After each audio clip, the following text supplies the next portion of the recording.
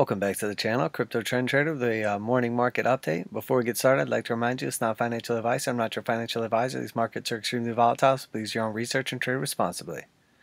I got XRP up in the left-hand corner over here. Just taking a look at that as basically just rolls over and dies. I know people were calling out the bottom right here off that dead cat bounce, but just like I said, if we can't get above that 21 and start closing up there and consolidate and flip these back over on the 4-hour, it's just a matter of time. And then it sold back off, got down below the 8 moving average, flipped the parabolic SAR back over, and started just rolling back over again, falling off a cliff. We got some support down there at like 17 cents, a little lower at like 15 cents, but this thing might be done. I'd expect another bounce when we do get down to that key support, but it's not looking good for XRP. Obviously, you know, fundamentally and technically. Technically, it looks horrible. Everything else is still staying strong and holding, but XRP is just falling off a cliff.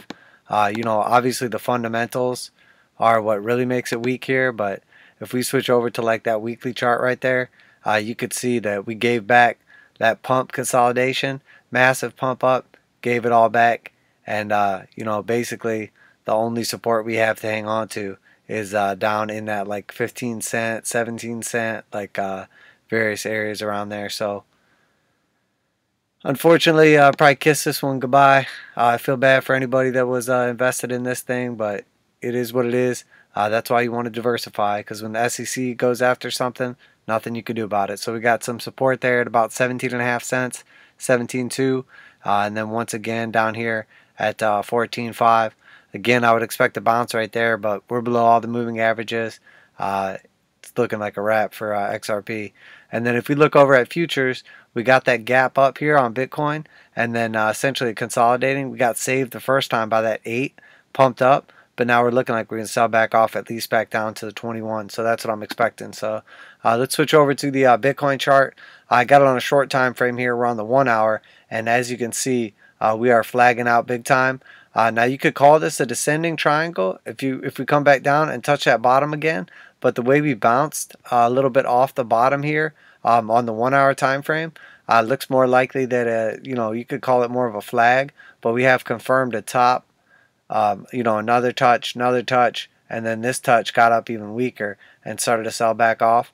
Now if we switch it over to the 4 hour, you can see once again we got bought up a little bit higher there. Now we're come back down to the area and then pump back up, but this thing's getting ready to break. And the measured move, if we break to the downside, is going to put us around that 24,900 range, and measured move if we break to the upside is going to be about 28,000 again. So it'd still be a lower high if we break to the upside, and you know, if we break that lower side, we're going to come back down and fill the better part of that gap on CME. But to tell you the truth, typically with this thing looks a little more like a descending triangle to me, just with like a little more of a flat bottom on it, but we'll see how it develops. The initial triangle broke down, and then that's what we're finding as resistance essentially in this area right here, as also with the slanted top. So we'll see how that plays out right there, and if it comes back down and hits that flat bottom's at 26,170. If it hits that again, you know, and then moves back up and continues putting in a lower high, it's going to look real likely that it's breaking down to the downside, and it has like over a 2-to-1 priority to break to the downside, like 66% chance down, 34% chance up. Overall, you know, still in a bullish uptrend. So, you know, I'm obviously going to give the nod, give the favor to the bulls and continuation, but there's nothing wrong with a good retrace. So and then if we flip it over and just kind of take a look at our moving averages right here, you know, on the 1 hour we flipped over negative on the 8 and 21, and then we bounced off of the 89 here, got back above the 50, but the rather the 50, but below the 55. And then if we switch over to a more respectable time frame, the 4 hour right here, all we did was come down, bounce that 21 the first time, come back up and get rejected by the 8. So what I would expect to happen is, again, the rollover and bring us down to about 24,008.